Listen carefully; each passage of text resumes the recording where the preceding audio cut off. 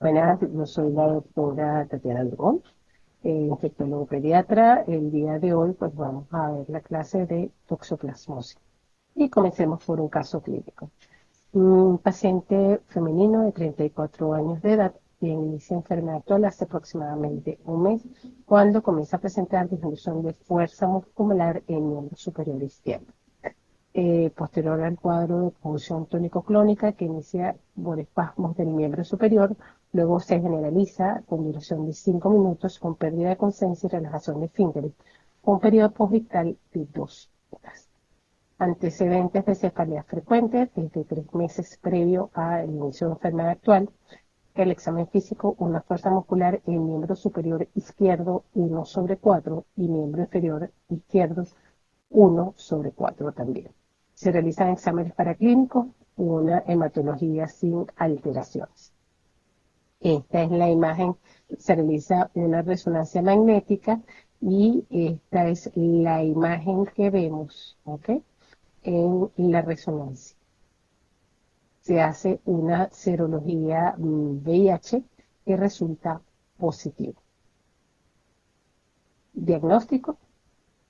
Para comprender este caso, vamos a introducir hoy la clase de toxoplasmosis. ¿Qué es la toxoplasmosis? Es una zoontroponosis, es una de las zoonosis más difundidas en el mundo debido a la amplia variedad de operadores que pueden utilizar el Toxoplasma gondii. Afecta tanto a animales domésticos y silvestres y albergan el parásito en condiciones naturales. La gran mayoría pueden cursar con infecciones latentes asintomáticas. ¿En qué animales lo hemos visto? Hemos visto perros, gatos, jacures, gallinas, cerdos, pavos, ratas, ovejas, ratones, cabras, conejos, aves de corral, etc. Más de 300 mamíferos domésticos o silvestres y más de 70 especies de aves de corral pueden figurar como reservorios del Toxoplasma gondii. En cuanto a la epidemiología, su prevalencia mundial oscila entre 40 al 85% de la población mayor de 35 años y se observa entre el 50 al 90% inclusive en algunas zonas de América. Se constituye una principal causa de morbimortalidad neonatal, reportándose a nivel mundial entre 1 por cada 100.000 a 1 por cada 1.000 recién nacidos vivos, y ocasionan principalmente lesiones oculares y alteraciones cerebrales del sistema nervioso central graves. En pacientes con inmunodeficiencias severas, como aquellos con el VIH, el riesgo de contagio, por supuesto, es mucho mayor. Hablemos ahorita un poco del parásito. El Toxoplasma gondii viene de la palabra toxon, que significa arco. Este parásito tiene varios ciclos. Tiene primero el ciclo asexuado, ¿ok? Que es el que sucede en aves y mamíferos. Tiene una fase aguda en la cual vamos a ver que los parásitos son intracelulares obligatorios, endosоitos, que van a penetrar activamente en poco tiempo a través de la membrana celular y se van a multiplicar luego eh, tomando predilección por las células del sistema retículo endotelial de todos los órganos.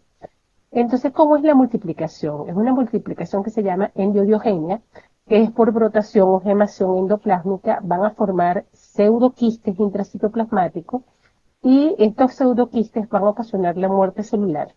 Esta replicación rápida es la forma que conocemos como taquizoitos y es la fase aguda. Aquí vemos los taquizoitos, ¿ok? Del toxoplasma, vean la forma de arco. Aquí formando pseudoquistes intracelulares que van a permitir luego la erupción. Llega el momento que entonces el cuerpo comienza a defenderse y comienza la producción de anticuerpos por parte del huésped. Entonces aquí caemos en lo que llamamos la fase crónica. ¿Y qué hace el toxoplasma? Va a protegerse contra los anticuerpos formando ahorita sí verdaderos quistes con una membrana propia que pueden medir entre 50 a 200 micras. Se ubican ya no en el tejido retículo endotelial, sino en tejido muscular y nervioso.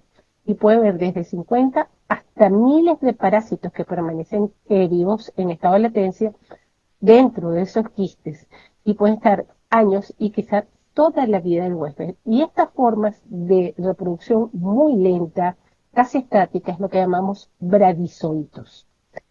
Estos bradizoitos son lo que constituyen la forma infectante para los carnívoros y el hombre cuando se come una carne cruda o semicruda de animales infectados. La infectabilidad de la carne se mantiene inclusive con refrigeración de 4 grados centígrados y se va a conservar por 3 a 4 grados centígrados. Se va a destruir básicamente por la cocción.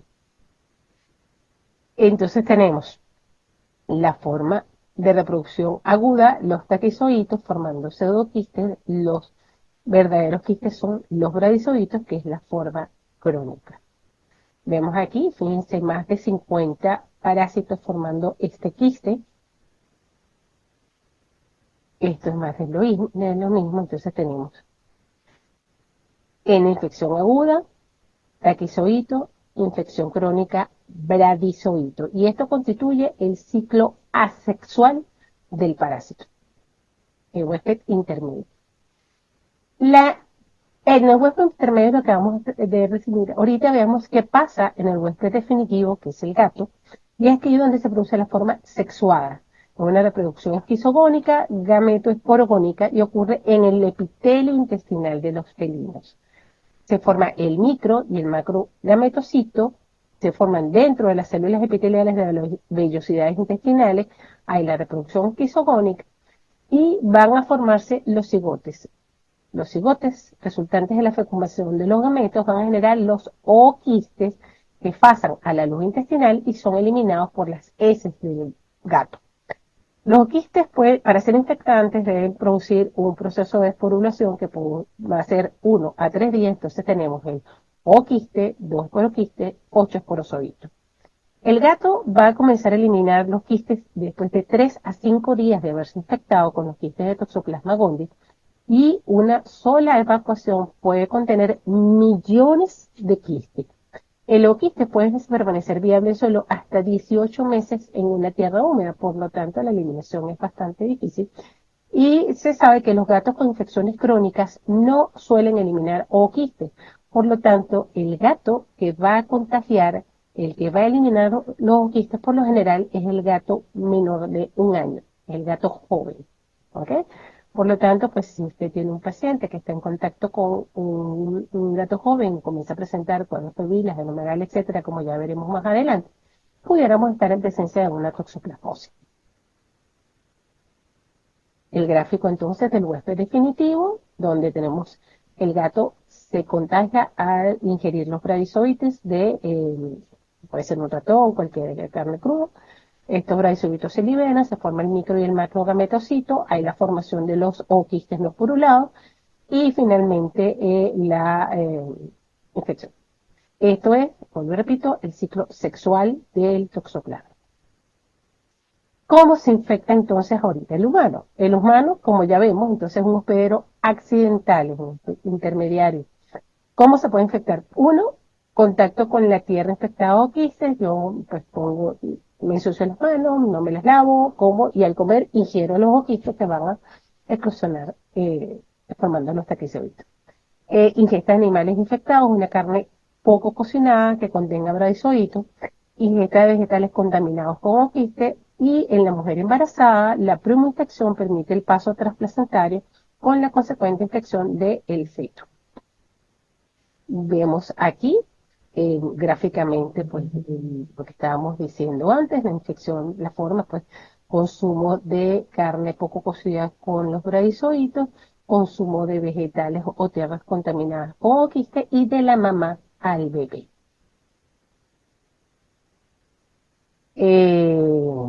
Más de lo mismo. ¿Ok? Una de las cosas importantes es que los quistes van a resistir al cloro. Hay muerte por calor y son viables de 12 a 18 meses posterior a su eliminación.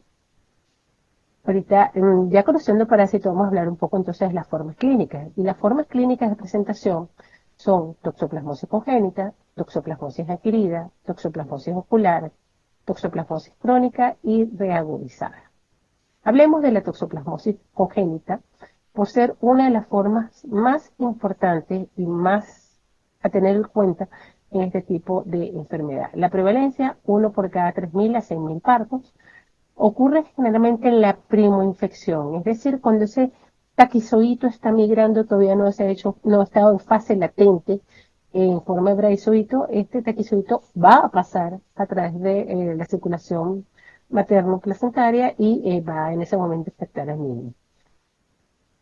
¿Cuándo puede ocurrir una infección materna? Si la infección es en el primer trimestre, se afecta en menor frecuencia al feto, pero resulta más grave. En el tercer trimestre ocurre todo lo contrario. Es más fácil de infectar el feto, pero tal vez es menos grave. En cuanto a la forma de presentación de la toxoplasmosis congénita, puede ser presentación visceral o ocasionando daño neurológico. Primoinfección de la gestación, como dijimos, si ocurre en el primer trimestre, la frecuencia de infección es 10 al 25%, pero es una alta gravedad.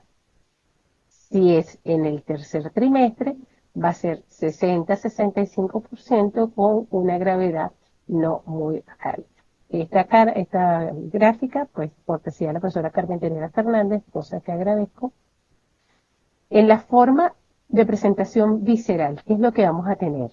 Vamos a tener una infección materna que generalmente ocurre en el tercer trimestre, ocurre más hacia el final.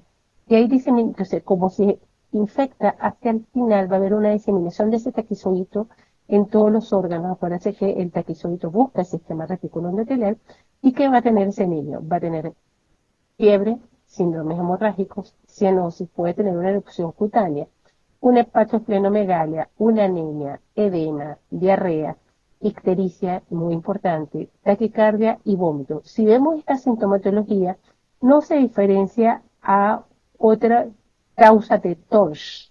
¿Ok? Recordemos que TORCH, la T es toxoplasmosis, rubiola, citomegalovirus, herpes, sífilis, zika y la O de otros. A este síndrome que usa todo esto, hay que incluir a la toxoplasmosis.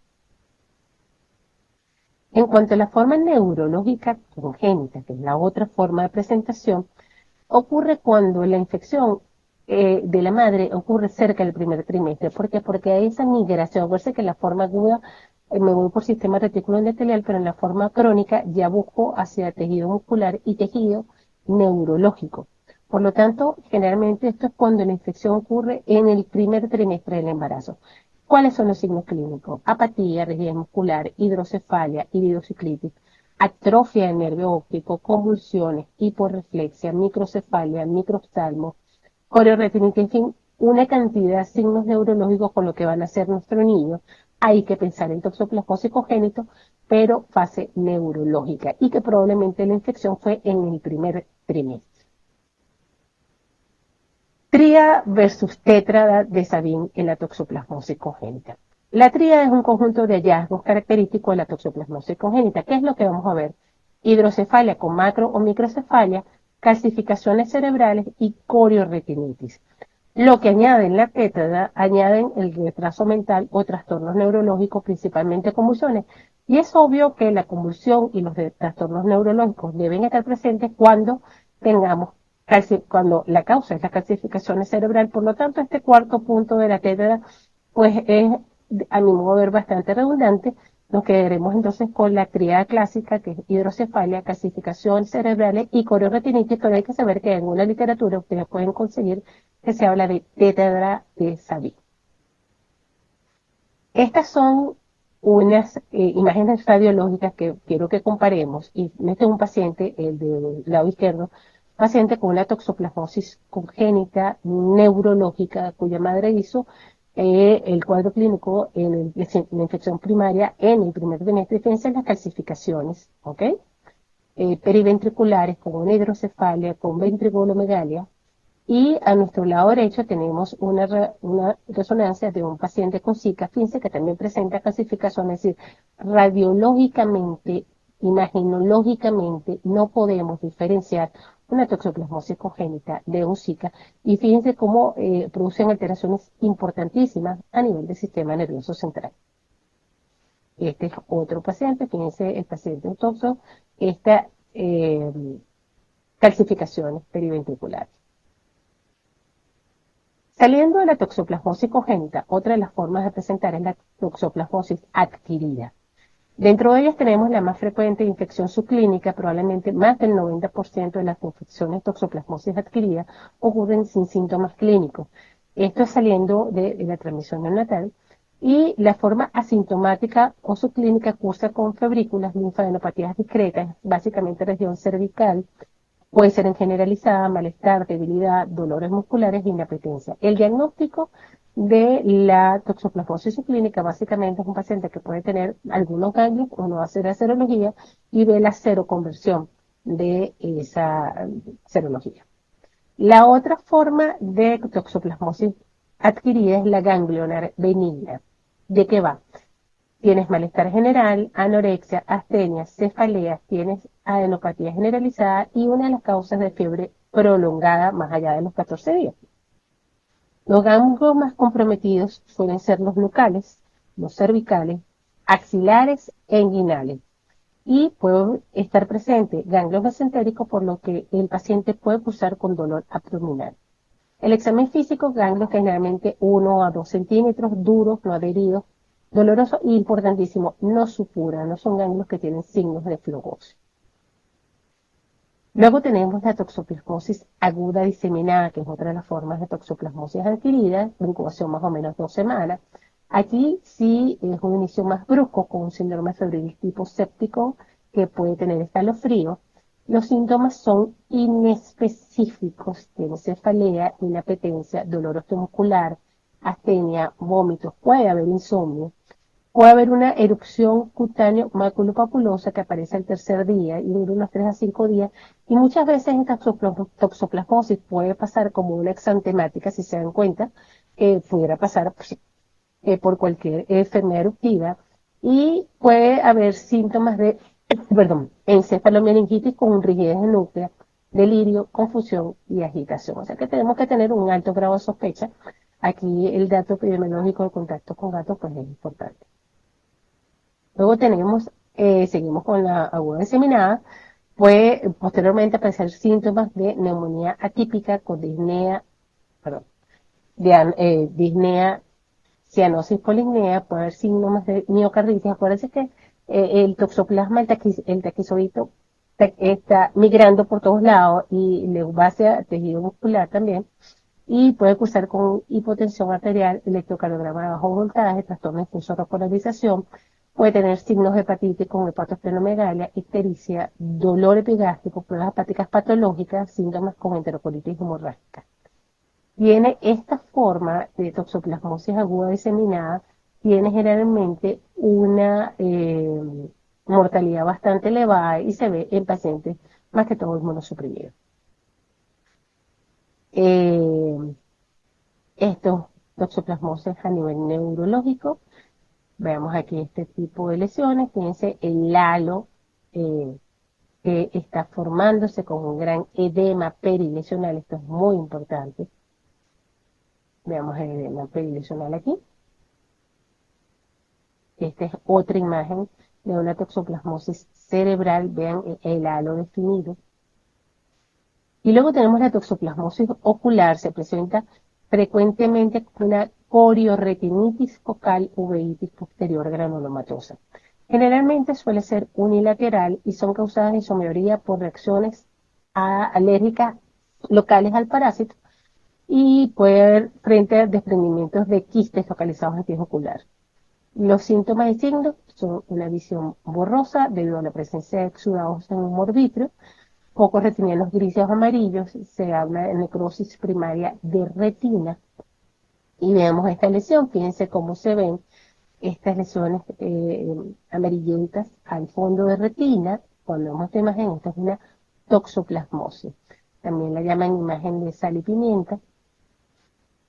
Y hablemos entonces ya saliendo de las formas clínicas del diagnóstico. El diagnóstico histopatológico, evidencia de quistes. La cuestión es a dónde vamos a buscar los quistes. Entonces, pues, poco probable que yo en una biopsia de ganglio logre conseguir, no se va a hacer una biopsia de retina, o sea que este diagnóstico histopatológico es poco frecuente en su uso. Una de las cosas que más vamos a usar, serologías IgM e IgG, test de avidez, que ya veremos más adelante, en una reacción de cadena polimerasa para toxoplasmosis en sangre o líquido cefalorraquídeo. Y es importante saber que en el líquido cefalorraquídeo no vamos a encontrar casi alteración, básicamente una pequeña proteinorraquia, pero no vamos a encontrar un líquido cefalorraquídeo normal y cero una toxoplasmosis cerebral. Entonces, el diagnóstico histopatológico, como estábamos hablando, se puede detectar taquizoiditos o se puede detectar los quistes tisulares. Los taquizoiditos, pues cuando los vemos estamos hablando de una infección aguda y los quistes tisulares nos hablan de una infección latente o una enfermedad por reactivación. Las muestras se tiñen con hematoxilina oxina y principalmente con Jensen. Veamos entonces una coloración de Jensen y aquí vamos a ver el quiste de Braizoito. Vemos otro quiste contentivo con con más de 50 braizoitos. Aquí una impronta del líquido cefalorraquídeo en un paciente con SIDA y encefalitis necrotizante, y en este paciente con SIDA con esta encefalitis se logró evidenciar los taquizoitos con la coloración de Jensen. O sea que siempre pues en pacientes con VIH y encefalitis tenemos que pedir coloraciones, entre ellas Jensen es importante. Aquí la coloración de Romanowsky modificado es la más utilizada para la detección del taquizoidito en el líquido cefalorraquídeo.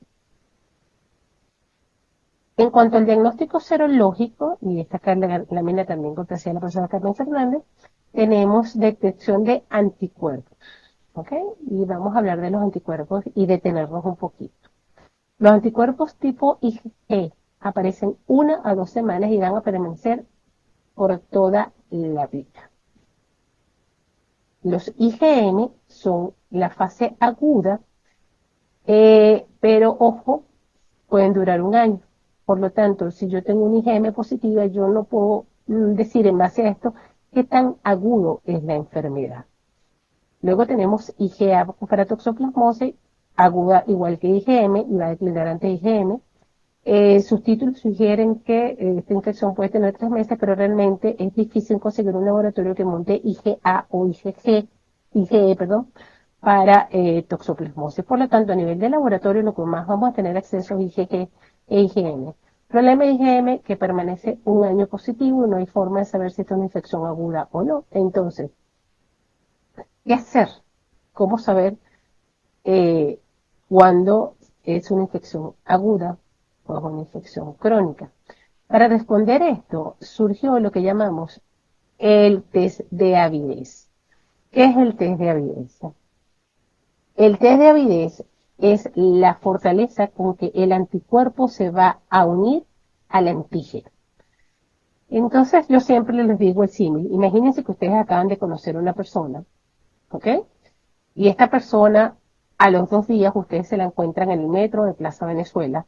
Obviamente, ustedes no van a reconocer a personas porque tienen poca avidez, la han visto poco y pues en la estación de metro, ustedes poco la van a ver, son poco ávidos. Al ser poco ávidos, esto quiere decir que es un conocimiento agudo.